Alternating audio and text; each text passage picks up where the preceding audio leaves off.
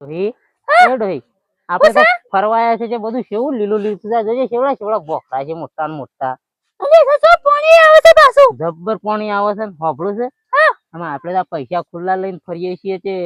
હેરાન તો નહીં થવાય કે હવે તો મને એવું ખબર નવો ઇલાકો છે કેવું ખબર પડે આપણને પેલું જોકું કૂદ્યું પેલો માટલો કેવડો જાય છે